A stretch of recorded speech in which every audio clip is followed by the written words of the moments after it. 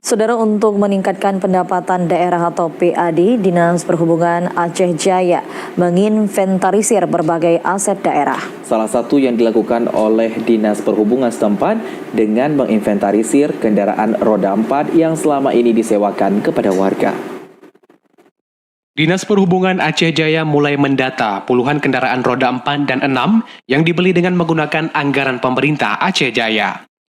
Berbagai kendaraan yang dikumpulkan ini merupakan kendaraan yang dikelola di bawah Dinas Perhubungan Aceh Jaya, di mana kendaraan tersebut merupakan kendaraan yang selama ini telah disewakan kepada warga untuk menambah pendapatan anggaran daerah atau PAD. Pendataan aset kendaraan ini dilakukan guna memastikan penyewaan kendaraan kepada warga selama ini tepat sasaran dan tidak dialihkan ke pihak lain. Selain itu juga untuk mencapai target yang telah ditetapkan selama ini, karena selama ini minimnya pendapatan yang diterima dari hasil penyewaan kendaraan yakni 38,7%. Berdasarkan informasi yang diterima, jumlah kendaraan roda 4 yang disewakan kepada masyarakat mencapai 40 unit. Sementara untuk kendaraan roda 6 berjumlah 3 unit. Sementara itu bagi kendaraan yang menunggak pembayaran, maka pihak Dinas Perhubungan Aceh Jaya akan menarik kendaraan sebelum angsuran dibayarkan sesuai kontrak yang diberikan. Kepala Dinas Perhubungan Aceh Jaya Asyari mengatakan, penertiban aset yang dilakukan merupakan rutinitas setiap tahun untuk mendata aset.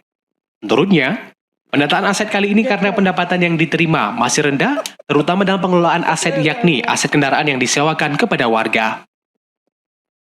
Sampai dengan hari ini kami melihat persentase pendapatan masih 38,7%.